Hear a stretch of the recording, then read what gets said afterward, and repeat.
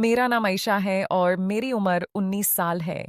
मैं एक छोटे से गांव की लड़की हूँ, जहाँ जिंदगी बहुत सादी और सच्ची होती है। जब दड़ी जी मुझे अपने पोते के लिए पसंद करके ले आई, तो मुझे लगा जैसे खुदा ने मेरी दुआएं कबूल कर दी हैं। उनके बेटे बहू की एक्सीडेंट में मौत के बाद सिर्फ एक दादी और उनका बेटा जे था। मुझे शहर ले आए लाल जोड़े में। मैं खुश थी, बहुत खुश। सोचा था अब मेरी नई जिंदगी शुरू होगी, एक प्यारा सा घर, एक पति जो मुझे अपना समझेगा। लेकिन पहले दिन से ही जय भैया का सुलूक अलग था। वो मुझे अपनी पत्नी नहीं मानते थे। गांव की लड़की, पढ़ी लिखी नहीं, मॉडर्न नहीं, बस इतना ही सोच कर मुझे दूर रखते। पर मैंने सोचा, अगर मैं उनकी पूरी सेवा करूंगी, उनके दिल को छू लूंगी, तो शायद शायद वो मुझे अपना बना लेंगे। हर सुबह मैं उठकर उनकी फेवरेट वाइट शर्ट बेड पर रख देती। उनकी नींद का पता मुझे कैसे चलता था, शायद दिल को पता होता है। फिर चाय बनाती, उनका फेवरेट नाश्ता। वो उठते, बाथरूम जाते और शर्ट देखकर थोड़ा सा हैरान होते। मैं किचन की खिड़की से उन्हें चुपके चुपके देखती। उनका चेहरा, उनकी आंखें मुझे बहुत अच्छे लगते थे। कभी कभी वो नोटिस कर लेते तो मैं जल्दी से छुप जाती। एक दिन छुट्टी थी। मैंने उनके लिए चाय बनाई और बाहर लॉन में उनके पास ले गई। दिल में बहुत हिम्मत जुटाकर बोली, आज मौसम बहुत अच्छा है, क्या हम दोनों बाहर चल सकते हैं, जैसे फिल्म्स में हीरो हीरोइन जाते हैं। उन्होंने थोड़ा सा तंज भरी हंसी के साथ कहा, ओहो, कैसी खुशफहमियन है मैडम को। मैं बिजी हूँ। मेरा दिल टूट गया। आंखों में आंसू आ गए। मैं भगती हुई अंदर चाली गई और एक कमरे में छुप कर रो पड़ी। प्रभु, ये क्यों कर रहे हो मेरे साथ? एक छोटी सी खुशी भी नहीं? मैं तो सिर्फ उनका दिल जीतना चाहती थी। लेकिन मैंने उन्हें कभी अपनी कमजोरी नहीं दिखाई। रोने के बाद चेहरा धोया, मुस्कुराया और फिर उनके लिए काम करती रही।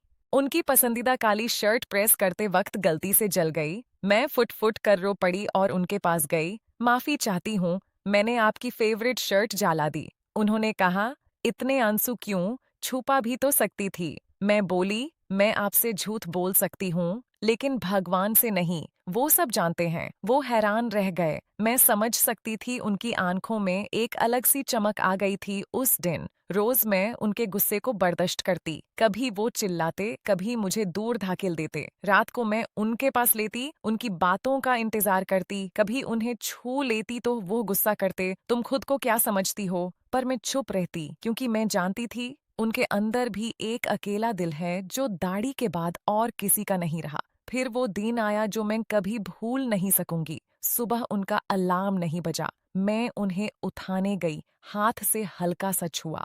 एक सेकंड के लिए लगा उनकी नींद टूट रही है। लेकिन अगले ही पल वो चिल्लाने लगे, तुम्हारी हिम्मत कैसे हुई मुझे हाथ लगाने की? Get out!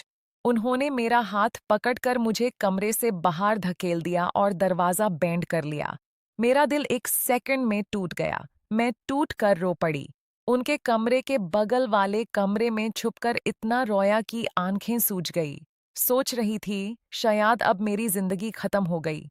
उनके बिना मैं क्या करूंगी? मैं वहीं रोती रहती सो गई। जब मेरी आंख खुली तो घर में सन्नाटा था। मैं बाहर आई ही नहीं थी। बहुत देर बाद मुझे उनकी आवाज सुनाई दी, पागल सी, परेशान सी। आयशा, आयशा कहाँ हो तुम? मैं दरवाजे के पास गई। उनका चेहरा देखकर मेरा दिल पिघल गया। वो रो रहे थे, हाथ में घड़ी की चाबी, आंखों में डर, जैसे मुझे खो दिया हो। मैं धीरे से बाहर आई। उन्होंने मुझे देखते ही दौड़कर पकड़ लिया। तुम कहाँ चली गई थी? मैं तो मर ही गया था। स्टेशन तक गया था तुम्हें ढूंढने। मैं उनकी आंखों में देख कर बोली, मैं तो बगल वाले कमरे में ही थी। आपके गुस्से से टूट कर रो रही थी। आपने मुझे इतना बुरा फील करवाया था कि लगा अब यहाँ कोई जगह नहीं मेरी। उनकी आंखों से आंसू बहने लगे। उन्होंने मुझे गाले से लगा लिया और बोला, माफ कर दो आयशा, मैं बेवकूफ था। गांव और शहर का फर्क सोचता था। पर तुम तो मेरी दुनिया हो। तुम्हारी सच्चाई, तुम्हारी सेवा, तुम्हारा प्यार, मैं सब समझ गया। तुम ही मेरी असली पत्नी हो।